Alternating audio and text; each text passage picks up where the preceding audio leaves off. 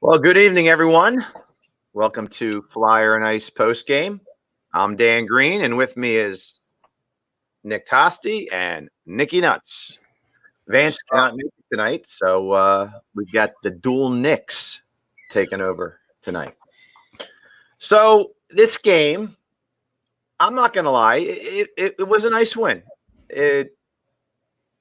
Compared to the last game, I think they're getting better with the defensive zone issues. They're still there. There's still the neutral zone giveaways. However, I was really taking note from a Bruins perspective. If I was a Bruins fan, the Bruins had just as many giveaways, just as many takeaways. Both teams each had 5 takeaways. It was 8-7 giveaways. Bruins had one more than us. So these things happen to both teams. It's going to happen during the course of a game. It's just how you capitalize on such turnovers is ultimately the issues. Often teams score on us, and we do nothing with our opportunities. And there was a stage in the game where we had a slight shots advantage, but I'm sure you guys would agree that the Bruins had more grade A scoring opportunities. So the ultimate feeling I have from this game is I'm pleased at the minuscule progression. It was an exciting overtime win, but under the circumstances with the Bruins having 2 games in hand, it's hard to share points to some extent. We needed 2 clear points, not just 1 point essentially. So I'll start with you, Nick, real fast. What were your overall thoughts of the game? And I want to throw this out to both of you. What were your thoughts on their decision not to start Carter Hart tonight? I believed that it was a huge mistake. Elliott played well. Don't get me wrong. I'm not putting anything on this game on Elliott. Before the game started, this was my mindset. Hart played terrific. He snapped his gloves after saves. Let the kid build on that confidence. So I was really disappointed he didn't start tonight. Nick, I'll go with you for your overall thoughts. Nikki, I want your Carter Hart thoughts. Nick. I thought we had some good moments there for sure. I like the way Moran plays defensively. He's a nice mix to change things up a little bit, as opposed to having everybody so offensive. I mean, he really holds his ground well. Ghost and Sanheim played very, very well tonight. Ghost is an unsung hero, it seems, anymore now. He was written off a couple days ago, and by both of us. Yeah, by everybody, I think. I mean, I'd like to get Nicky's thoughts on that too. But that first goal, they've been struggling, I think, a little bit. You guys have discussed in the last post game with the breakout, and I thought they did a better job with the breakout tonight. The first goal, Ghost pretty much skated the puck through the neutral zone and across center ice, and allowed the play to continue into the offensive zone. And Jake got the puck and TK with a nice a nice goal there to set things off. With the first goal of the game. So I thought they did a nice job there. I wasn't, I've always been a big Loughton guy. I thought he really struggled tonight in all aspects of his game. I don't think he played well at all. Obey Kubel is just I'm seeing enough of him. Right. It's just let's change it up and see what we can do and get somebody in there that can bring a little bit of a spark. But overall, like you said, Dan, I think, a win is a win. I mean, we got the point. Yeah, they've got 2 games in hand. It beats losing the game completely. They still have some life. Overall, it was a good game, I think, for us. And, they definitely came out with a little more energy tonight. And I was pretty happy to see that. Nikki, I agree with every point you made, Nick. The energy was huge for me. But Nikki, give me your overall thoughts and please address my concern why they didn't start. I'll address your concern right away. That is ridiculous to not start Hart after the way he played last game. I mean, how do you kill a kid's confidence? You don't play him the next game. I mean, how is he going to be the guy, the one as everybody called him, if you're not going to play him the next game after he just stood on his head and saved that game. And to round it all out, the most positive part about this is we've gotten points in three the last 3 games, and we haven't seen that all year. They came to play tonight, and Konechny was on fire. Every time he was around the puck, he made a difference. And that's what he needs to do on a consistent basis. Voracek, I don't know. He does nothing for this team right now. He really just does nothing for this team. Moran, you can sense the presence when he's on that ice. Everybody's looking over their shoulder, and that's what we needed. We needed him to come to the Flyers and show that little aggression and have everybody looking over their shoulder when he's on the ice. That changes this team's look, and it makes people go, uh-oh, this kid's going to kick my ass. So tonight was a positive move. We are also going to be playing them tomorrow, so we can technically, if we win tomorrow, we could be tied with them. Yes, they have 2 games in hand, but we're moving in the right direction as far as getting points, and we desperately need those points.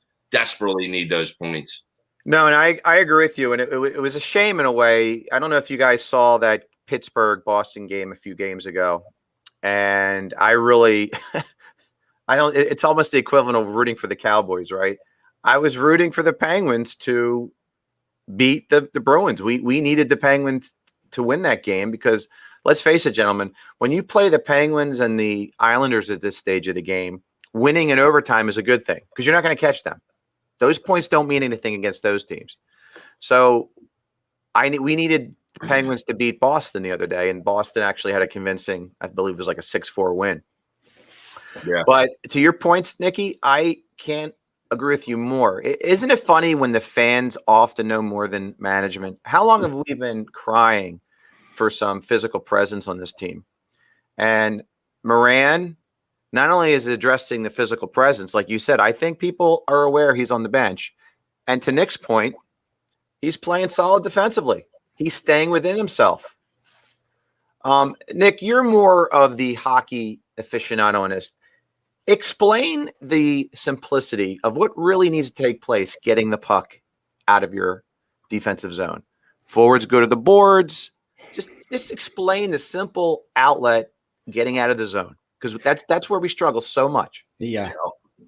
Well, in its simplest form, yes. It's, your defenseman wants to hit the forward on the boards, and you want to get that tic-tac pass to the center that's streaking back, and then, start your rush. I think where the Flyers have been struggling there is our lack of speed is going to change everything. So when you don't have speed, you can't get back defensively to the puck. You can't beat the forecheck, and then it all just starts to crumble because the forecheck is beating your defenseman. Now you've got pressure on you. Now you've got pressure to figure out what to do with the puck. Do you just eat it along the boards? Do you make an errant pass and it turns over? So that, you saw a lot of that. You didn't see much of that tonight. Actually, the one we were discussing earlier, Dan, the one goal the first goal that Boston scored where Voracek kind of got tripped up along the boards. They were about to organize a very good breakout there. I mean, it really, that's what you want to do. So I think it was Ghost that hit Voracek that was about to hit. I don't know who the center was that would have been coming out on that tic-tac pass there, but Jake got tripped up and there was a turnover, and I believe it was Bergeron maybe that scored that goal. No, it was that young kid that Carson, I can't think of his last name. It was his second goal in his career.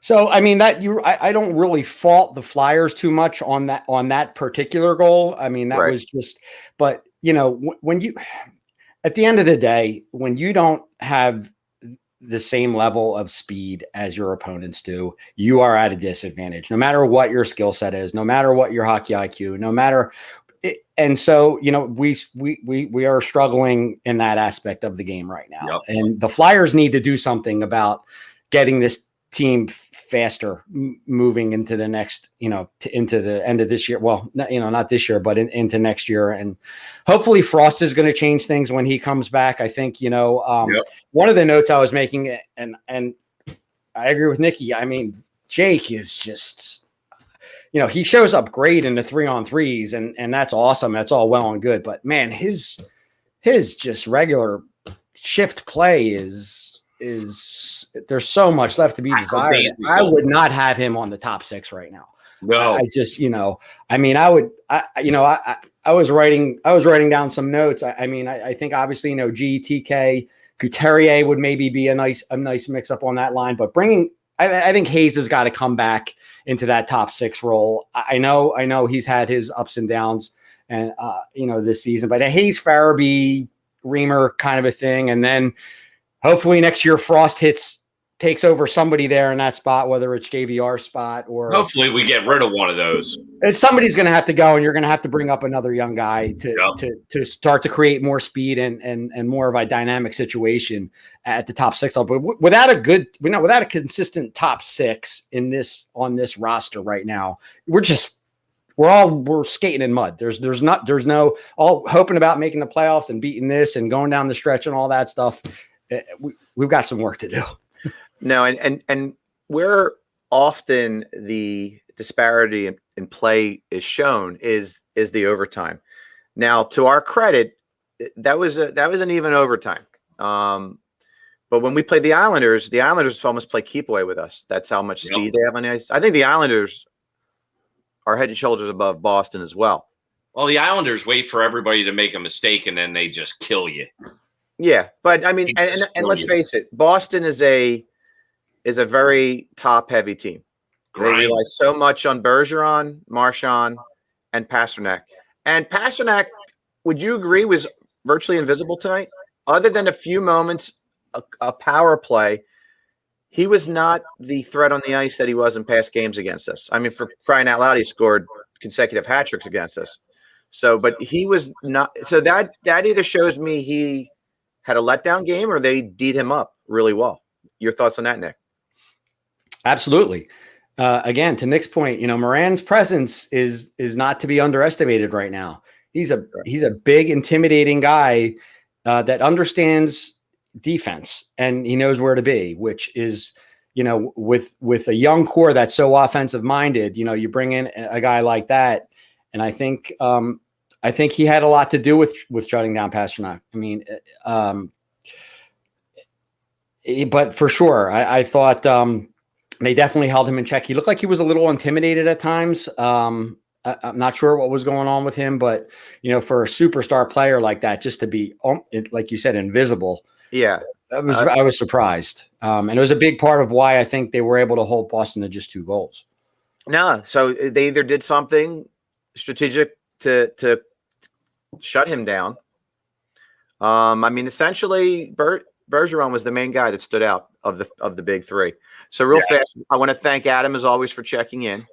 Adam, it's already been discussed that Hart's going tomorrow.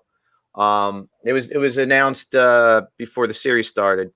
That's what doesn't make sense. Why do that?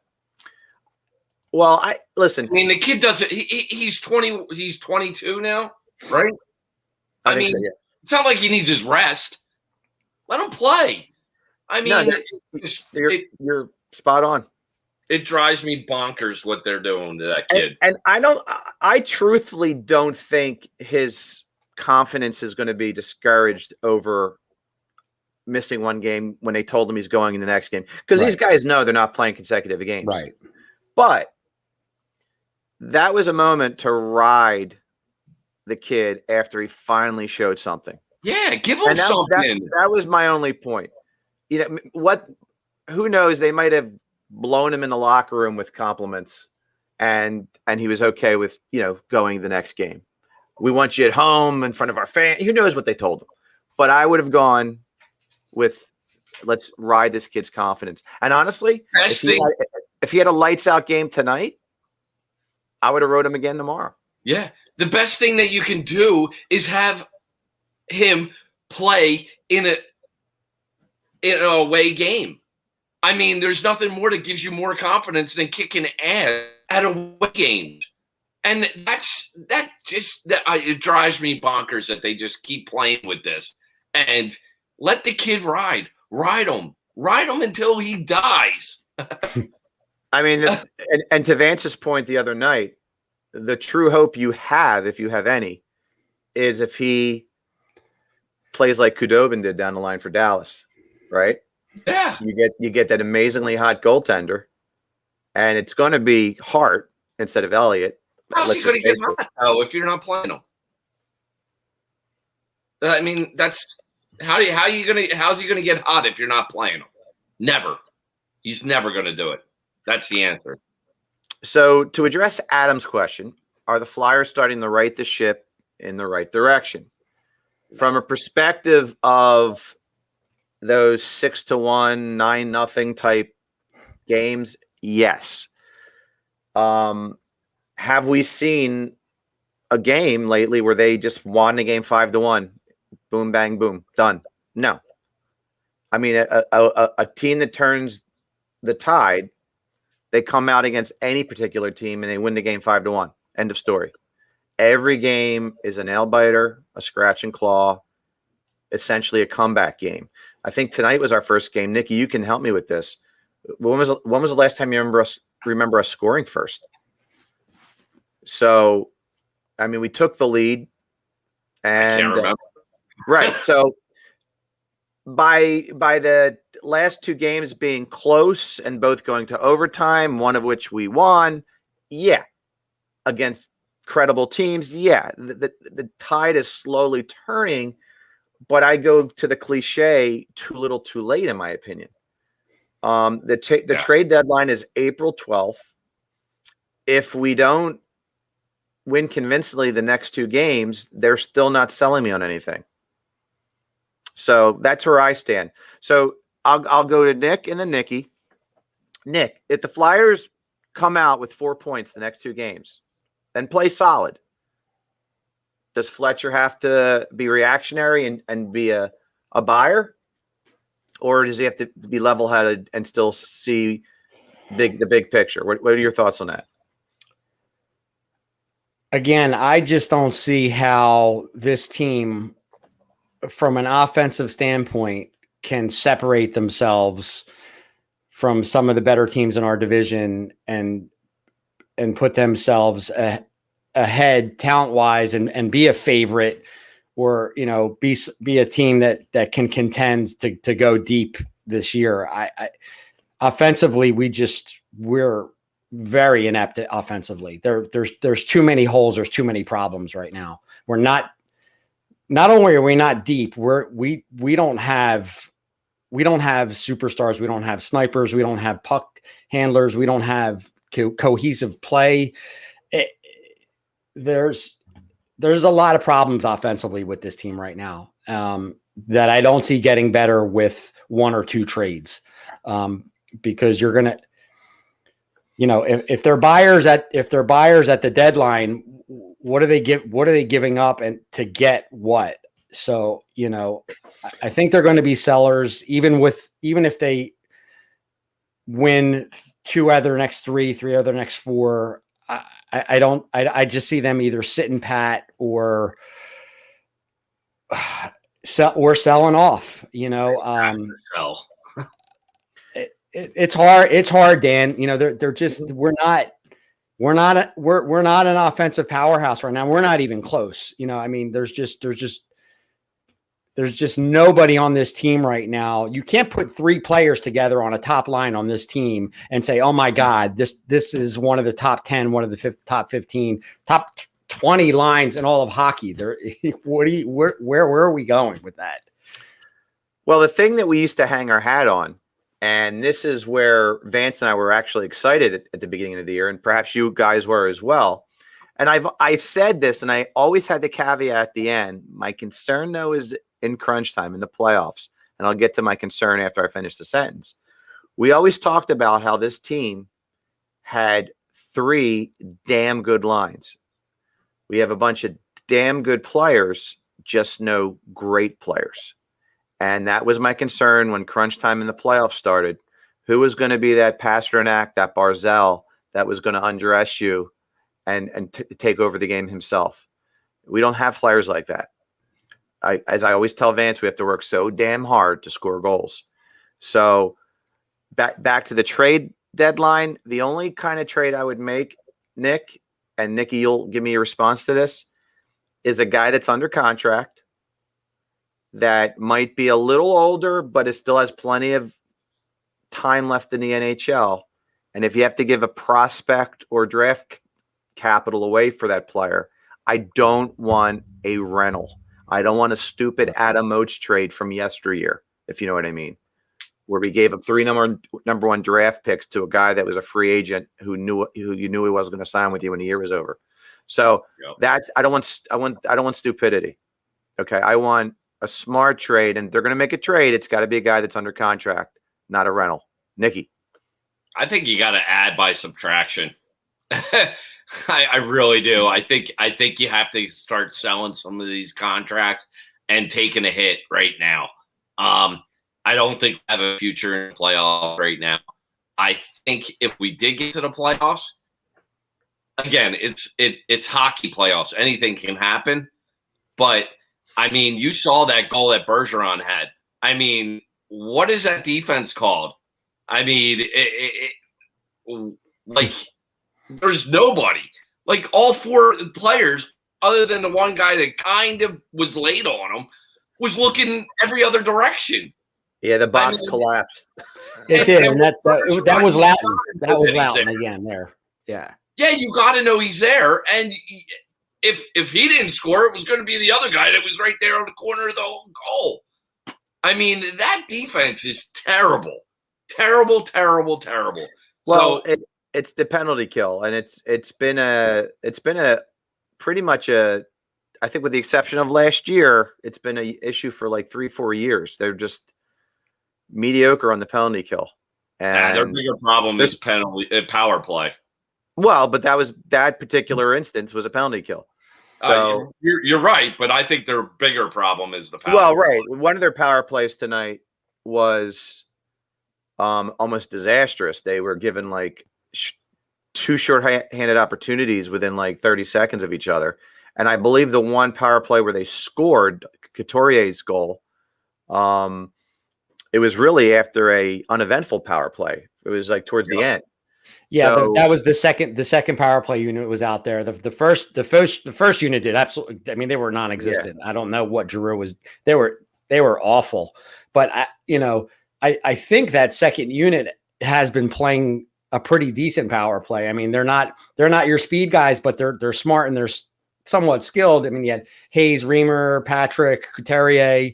I think you had Hayes playing the point there, so they had an extra forward in there playing point with Go. So you're a pretty offensively skilled unit on that second power play unit, which looked pretty decent. But you're right, that first unit was god awful, and that's your number 1 power play. And that's why we always have special teams as a puck point, because generally it's a one-sided affair. The opponent usually gets the better of us in that category. We always feel every time I see the Flyers on a power play or a penalty kill, I just cringe because it's just I feel like we have no shot in hell to stop them, and that's just the feeling I get. Not saying it happens every time. It's just the feeling I get. I feel like we have zero chance, and I hate that feeling, and that needs to change within the organization and how they structure their power play. For one, go to the umbrella instead of doing go to something. I mean, you got to try something different. And like what they do on a day in and day out basis is not cutting it. They got to change something up. No, I mean, was it Nick? Was it Joey Mullen was our coach on the power play a few years ago, and that's when we were really prolific as a team on the power play. And ever since they got rid of him, it's been a steady decline, as it were. It's having the right personnel out there too. You know, you got to. you've got to have the right people out there. I think it's time to make some changes there as well. I mean, Loughton's been out there forever and a day on the penalty kill, and he was just awful tonight out there. And Voracek does not deserve to be on a power play. Yeah, Voracek is just a whole nother story right now. He is completely out of sorts with his entire game, unless it's 3-on-3 hockey. He is. Yeah, you used to never get him off the puck when he was fighting along the boards. You could never get the puck off a stick. Right. I don't know. It's age hit him fast, and again, certain stars, stand that, they fight father time and they win, and certain stars it just happens like that. They go downhill. Now, real quickly, and then we'll close out with our 3 stars. To your point, Nicky, what really tells me my confidence barometer, as it were, for the power play is when we're on a 5-on-3, I have no confidence we're going to get anything done. And if we're against the Bruins or the Islanders, it's just, is it going to happen in 20 seconds or 15 seconds they score their first goal? So that's essentially how I gauge personnel, the power play. Shootouts year after year, we were one of the worst teams in the league in shootouts. That shows no hands, no speed, no snipers. So it's all been coming to a crescendo for years now. And now they have some big time soul searching, and they have to be able to flip the roster. I mean, that's been our theme, Nick. You haven't been with us that long, but our theme is how the hell can we shed these $8 million salaries in a cap strapped league right now? And we could say this guy's got to go all we want, but you need a dance partner, and no one's taking these guys on. All right, this is a post game show, not a full show, so let's not belabor what we've discussed countless times. All right, so before we get to the 3 stars, in closing, it was an impressive win from the perspective of we came out with fight, we came back again to tie the game. You had to get the points in regulation. I understand that, but we played 2 teams that are in playoff position that we should have and could have won the games in regulation. So to Adam's point earlier, I guess we are trending in the right direction. My only contention is too little, too late. And I think we're all in agreement there. So I will start with you, Nicky. Give me your 3 stars. And thankfully, Bevillier was not in this. Right? I would go with Bergeron, Richie, and Konechny. Okay. And the reason I like Richie, every time he's on the ice, you see him. And I'm going with the Knicks also because he's Nick Richie. So to add him to the Knicks, he just, you see him on the ice. He's very noticeable when he's on that ice. And he has the most goals for that team right now.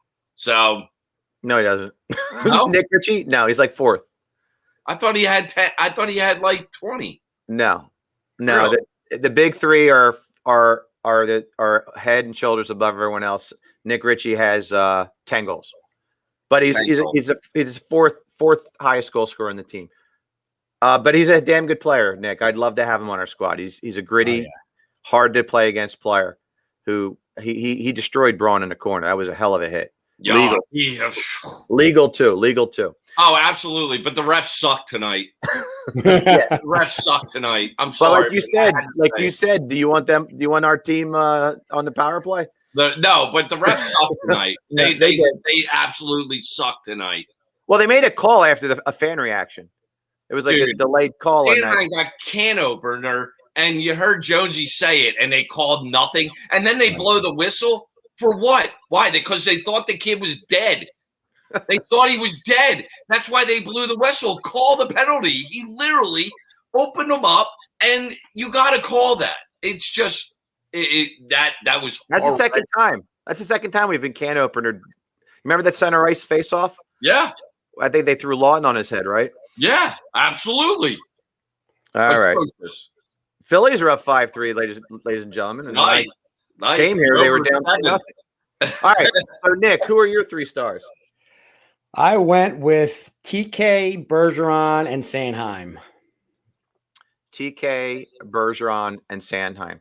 You know what's funny? My 3 stars initially were Bergeron, Couturier, and Grzelcyk. Wasn't Matt Grzelcyk all over the place tonight? And what a beautiful skater he is. So initially I had Grzelcyk as the 3rd star, and then I had TK as a 3rd star. But, last second, I'm giving it to the overtime goal scorer. So I'm going to go Bergeron, Couturier, and Sanheim. But from a pure talent point of view, a guy that's really overlooked on that Bruins team is Matt Grzelcyk. He is a beautiful skater. I don't know if you guys paid attention to him tonight, but him and McAvoy are 2 good damn defensemen they have on their team. I love everybody on that team. Yeah, well, that's a nice pair. No, they have depth issues. Listen, if I'm a Bruins fan, I'm concerned about this team. There's just not enough depth. They rely on essentially the big 3, and like you said, Nicky, Richie chips in now and then, but they're not a balanced team at all. So Phillies win, says Adam. Thank you very much. Nice, Adam. So this was a nice capper to the evening. And so on that note, on a Phillies victory coupled with the Flyers overtime victory, first of all, Adam, thank you as always for joining us. Adam, Nick, if you haven't figured out, is the most loyal fan the Ratio Sport Network has. He is on every show, and he brings very good knowledge to the table. So, awesome. Adam, thank you as always.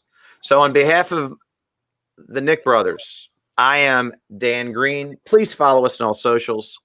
Hit us up on YouTube, subscribe, tap that bell, and we'll cross our fingers for a victory tonight. We won't be able to join you for a post-game tomorrow, but we will see you Thursday for Flyer and Ice podcast and hopefully a post-game as well. So we need 2 big wins against the Bruins tomorrow and the Islanders on Thursday.